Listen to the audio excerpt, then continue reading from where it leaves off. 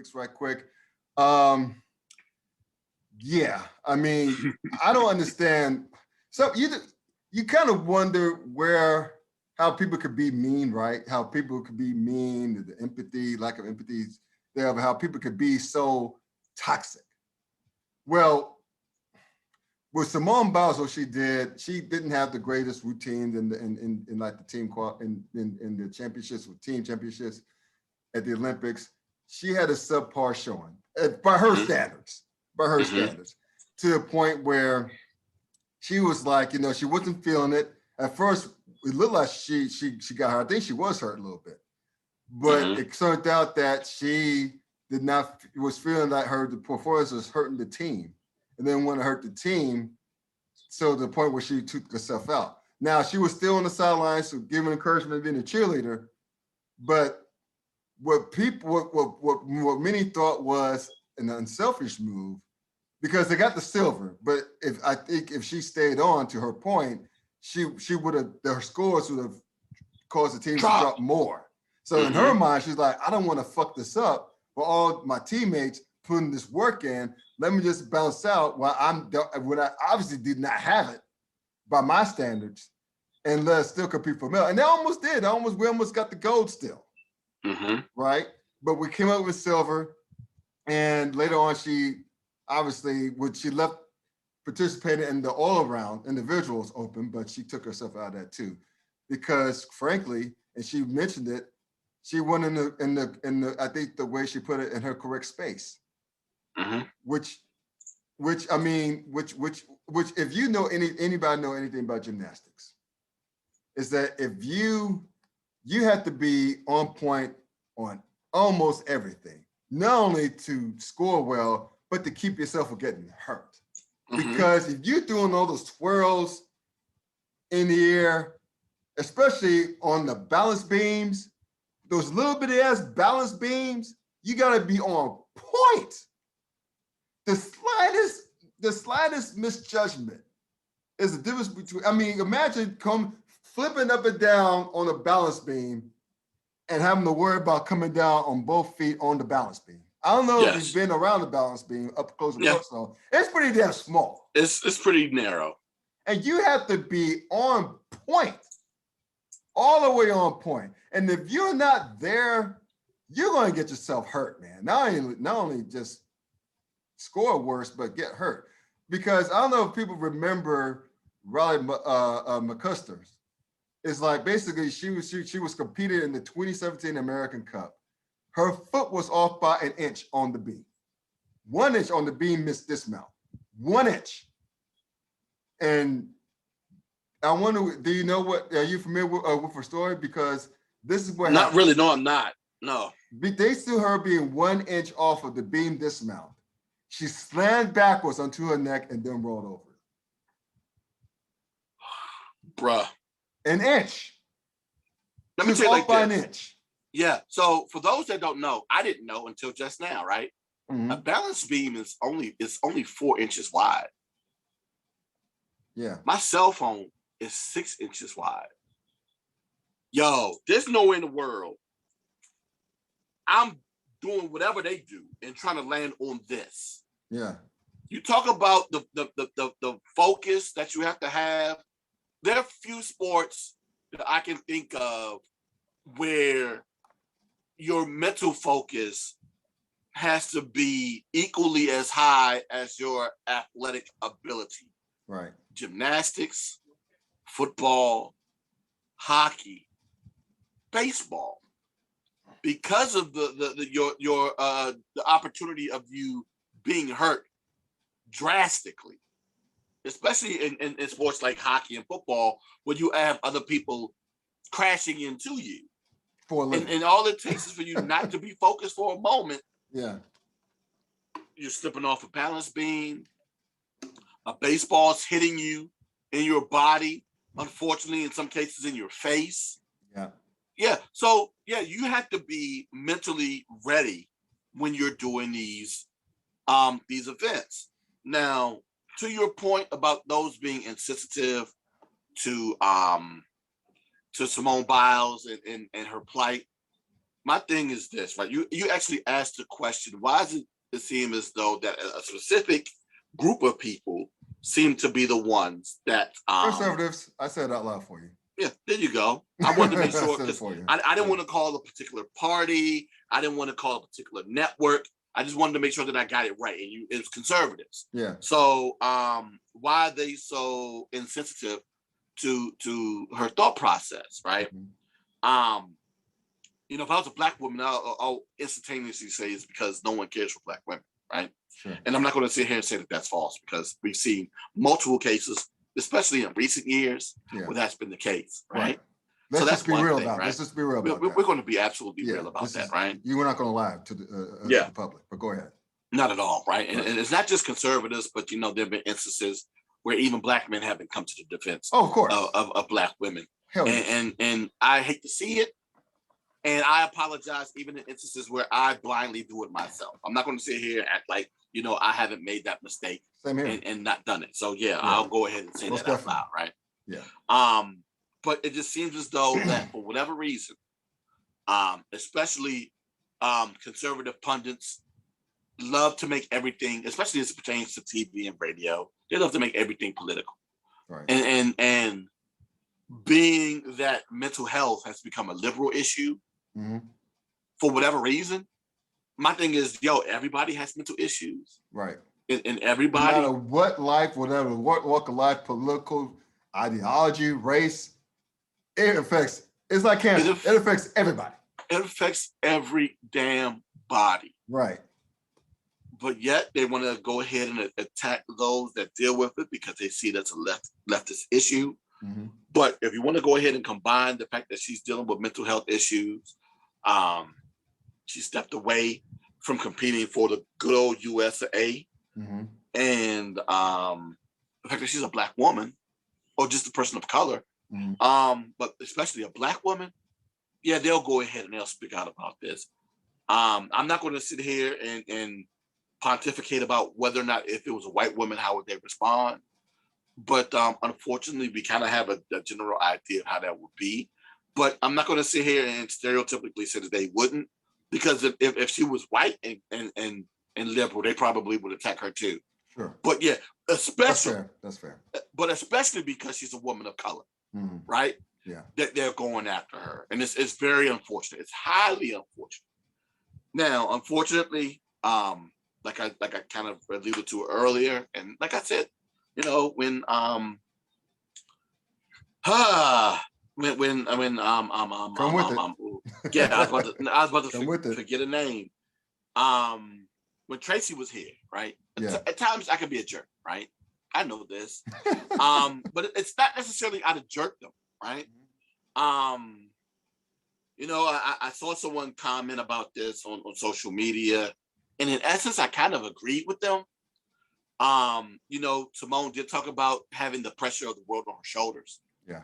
And how monumental that is, having to deal with that type of pressure. I will say this though, and I know a lot of people aren't going to like this. I'm sorry, but you kind of put that pressure on yourself when you place a goat on your unitard. Sure. I'm sorry, because when you come out and you say that you're the greatest, people are going to look at you. It doesn't matter what you do. If you work in the public sector, the private sector, if you come out in your workplace and say that I'm the best to ever do it here, right? Mm-hmm. People are going to look at you. And then we talked about this often. The same way they like to celebrate us, it's the same way they cheer us when we fall. And when you come out and say that you're the best, you better prove it. Because if you make a mistake of any kind, they'll come out and bash you. And that's exactly what happened in this situation. But regardless of how I feel about her placing the goat, because I don't feel anything negative about it, because you know what? I go ahead and say she's the best to ever do what she's done in the sport of gymnastics, because they've gone out of their way to penalize her for being good. For being good, yes. Who does that? Name me another sport where they do that, yo. Yo, if I rush for 200 yards, like, no, statistically, we're going to throw it back. 200. because you a We're gonna beast. go back. Yeah. We don't go ahead. We don't go ahead and put the numbers at 150. Word. Crazy. If I score 50, nah, you the best to ever do it. So we gonna go ahead and say you score 40. Huh? Nah. So because of all of that, I understand why people focus on her and look at her and where that pressure is coming from. All that said, though, Scott, my thing is this. I don't give a damn because you know what? It's not me. Right. It's not how I'm not the one performing. She is. And if she feels as though that she's not on her game, you know how selfless that is to remove yourself for the betterment of the team? It should be looked at as that. Yeah. It really should be looked at as that. Because we've sat here and we've watched the best player on the team go out there and stink up the joint. LeBron in the 2011 finals. Lord Jesus. Against the Dallas Mavericks.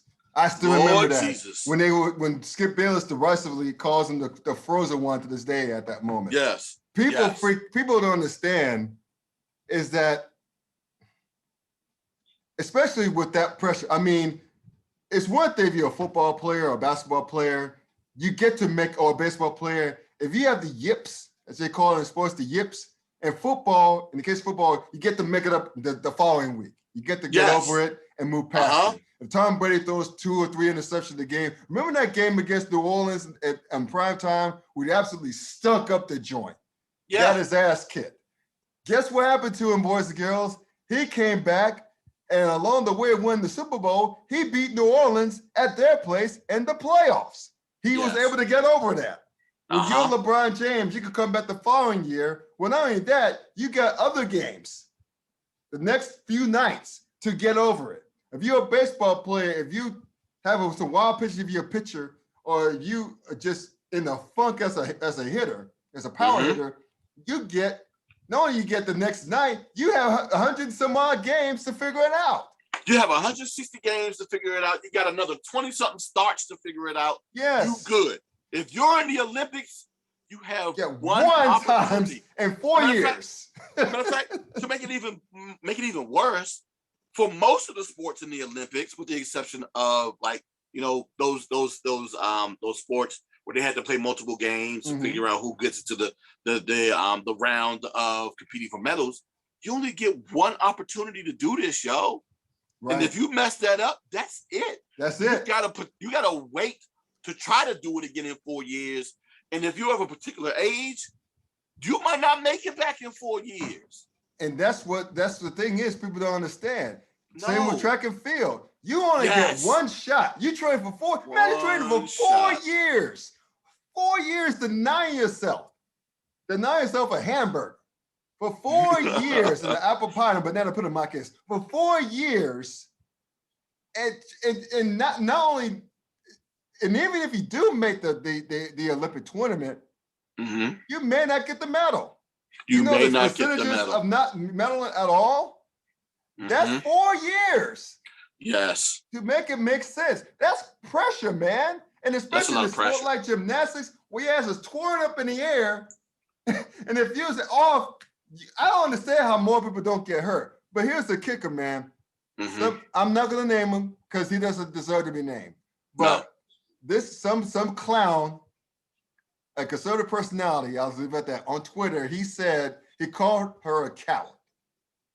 Now, this is, okay, now, little that fool knows that one year, not this year, Simone Biles competed with broken toes, a messed up wrist, if I'm not mistaken, and still took home medals. And I think it was the World Championships, took home medals.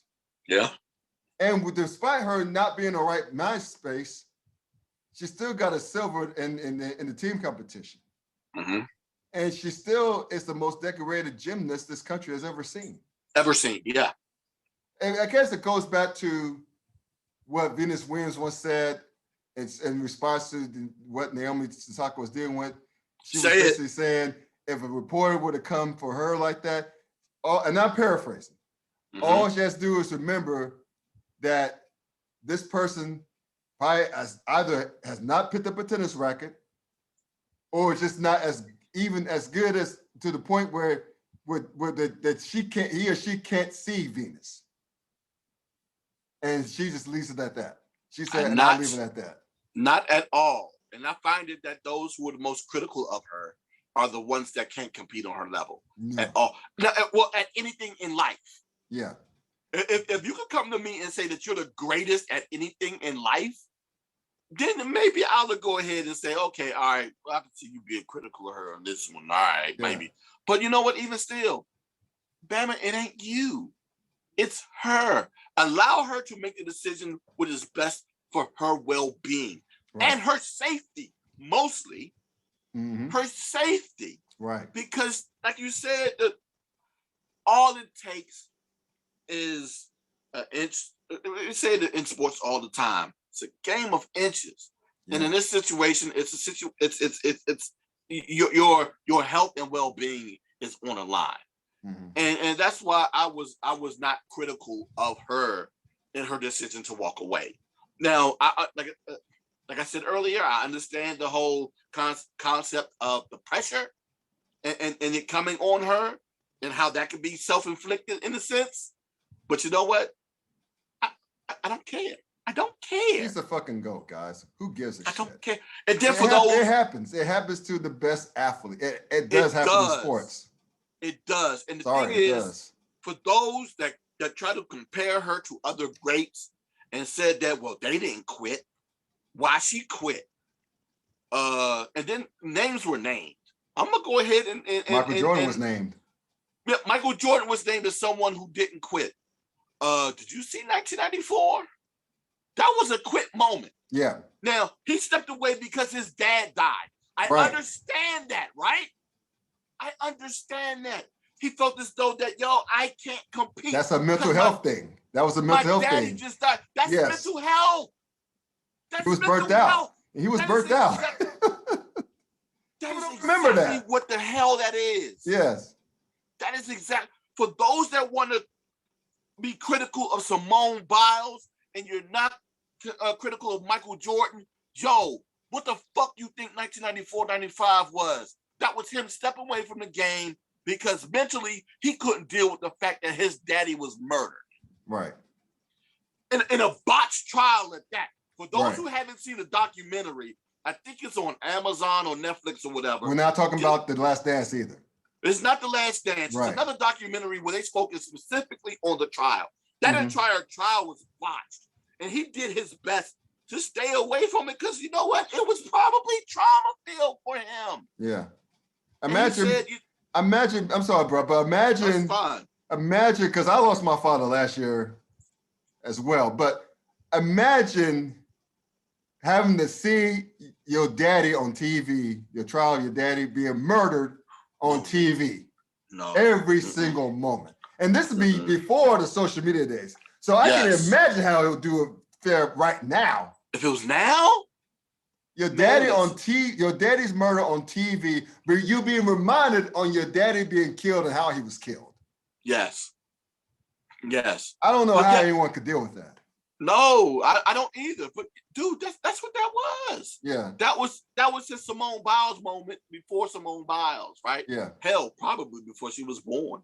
But it was before she it's a situation where it's like, he couldn't handle it. He stepped away from the game. So for those out there who are conveniently amnesiac, I know that's not a word. So what? I went to A&T just to get to make up words. I make up words. But for those of you who had amnesia and forget that Mike ain't never quit. Yeah. Right. See 1994. That was a quit moment. Now, and you know what? Oh, go ahead. I'm sorry. No. You finish your thought because you about to. It was about to be something extra, but it was going to be in the fact that that there are other athletes that never walked away, but you know what? They have teammates in situations like that, and they might have still participated. Right. They still had a bad game, but they just happen to have other teammates in that situation to step up for them, and they won in that situation. Right. That's exactly what this was. She's like, you know what? I'm not going to have it. I don't have it.